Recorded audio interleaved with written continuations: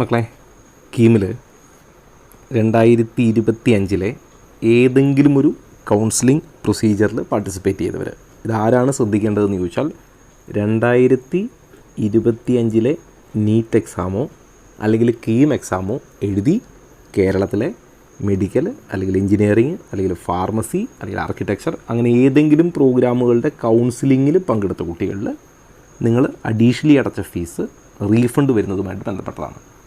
ഈ വർഷത്തേതല്ല, 2026 രജിസ്റ്റർ ചെയ്ത കുട്ടികൾക്കല്ല, കഴിഞ്ഞ വർഷം രജിസ്റ്റർ ചെയ്ത് കോഴ്സ് കിട്ടിയവരും കിട്ടാത്തവരുമൊക്കെ ആയിട്ടുള്ള കുട്ടികൾക്കുള്ളതാണ്.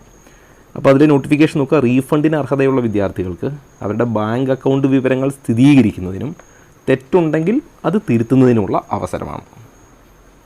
അപ്പോൾ ഒരിക്കൽ കൂടി ഡീറ്റെയിൽ ആയിട്ട് പറഞ്ഞിട്ടുണ്ട്. 2025-26 അധ്യയന വർഷത്തെ കീം പ്രവേശനവുമായി ബന്ധപ്പെട്ട് പ്രവേശന പരീക്ഷ കമ്മീഷണർക്ക് ഫീസ് അടച്ചവരിൽ റീഫണ്ടിന് അർഹതയുള്ള കുട്ടികളുടെ തുക ബാങ്ക് അക്കൗണ്ട് വഴി വിവരങ്ങൾ വെരിഫൈ ചെയ്യുന്നതിനുള്ള പ്രൊസീജിയറാണ്.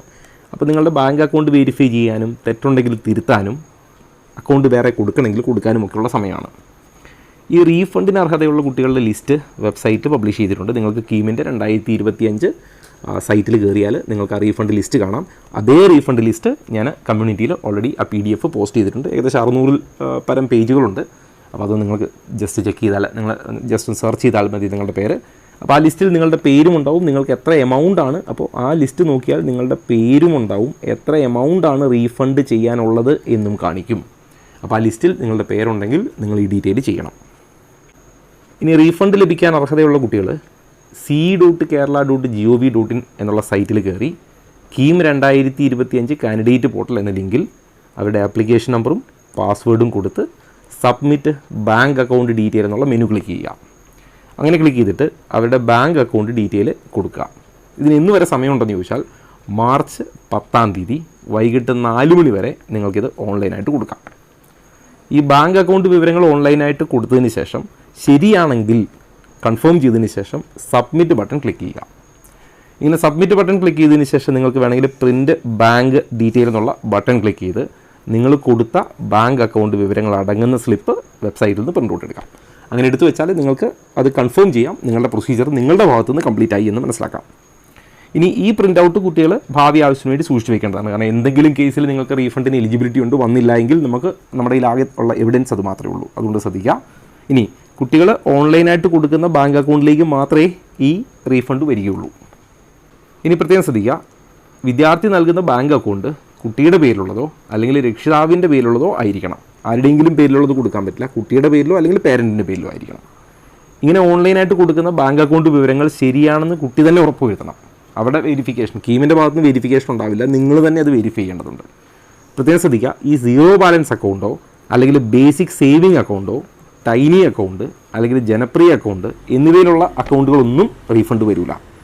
അപ്പോൾ അങ്ങനെയുള്ള അക്കൗണ്ടുള്ളവർ എന്ത് ചെയ്യുക, റീഫണ്ട് കിട്ടുന്നതിനായിട്ട് അത് സേവിങ് ബാങ്ക് അക്കൗണ്ടിലേക്ക് അവരുടെ ബാങ്കിൽ ചെന്നിട്ട് അക്കൗണ്ട് മാറ്റിയാൽ മതി. സേവിങ് ബാങ്ക് അക്കൗണ്ടിലേക്ക് മാത്രമേ ട്രാൻസ്ഫർ വരൂ. അപ്പോൾ അത് ശ്രദ്ധിക്കണം. അപ്പോൾ സേവിങ് ബാങ്ക് അക്കൗണ്ട് ഡീറ്റെയിലാണ് കൊടുക്കേണ്ടത്. അതേപോലെ ശ്രദ്ധിക്കുക, ഈ NRI അക്കൗണ്ടിലേക്കും റീഫണ്ട് കൊടുക്കില്ല. അങ്ങനെയുള്ളവരും അവരുടെ സേവിങ് അക്കൗണ്ടിൻ്റെ ഡീറ്റെയിലാണ് കൊടുക്കേണ്ടത്, അതിലേക്കേ വരുള്ളൂ. ഇനി ഏതെങ്കിലും കാരണവശാൽ നിങ്ങൾ കൊടുക്കുന്ന റീഫണ്ട് വിവരങ്ങൾ അല്ലെങ്കിൽ ബാങ്ക് ഡീറ്റെയിൽ തെറ്റാണെങ്കിൽ റീഫണ്ട് കിട്ടൂല. അങ്ങനെ കിട്ടാതിരുന്നാൽ കമ്മീഷണർ ഉത്തരവാദിയായിരിക്കില്ല എന്നും കൂടി പറഞ്ഞിട്ടുണ്ട്. അപ്പോൾ അതായത് നമ്മളാണ് നമ്മുടെ അക്കൗണ്ട് ഡീറ്റെയിൽ കൊടുക്കേണ്ടതും അത് വെരിഫൈ ചെയ്യേണ്ടതുമൊക്കെ. നിങ്ങൾ കൊടുക്കുന്ന അക്കൗണ്ട് വാലിഡ് ആണെങ്കിൽ അതിലേക്ക് റീഫണ്ട് വന്നുകൊള്ളും.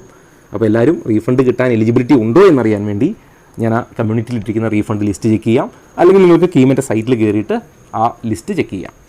അങ്ങനെ നിങ്ങളുടെ പേരും അതിന് നേരെ ഒരു എമൗണ്ടും കാണിച്ചിട്ടുണ്ടെങ്കിൽ നിങ്ങൾ ഈ പ്രൊസീജിയർ നിർബന്ധമായിട്ടും ചെയ്യുക. അങ്ങനെയാണെങ്കിലേ നിങ്ങളുടെ അക്കൗണ്ടിലേക്ക് റീഫണ്ട് വരൂ. ഇനി ഇതുമായിട്ട് ബന്ധപ്പെട്ട് മറ്റെന്തെങ്കിലും അപ്ഡേറ്റ് വരികയാണെങ്കിൽ ഞാൻ കമ്മ്യൂണിറ്റിയിൽ പോസ്റ്റ് ചെയ്യാം.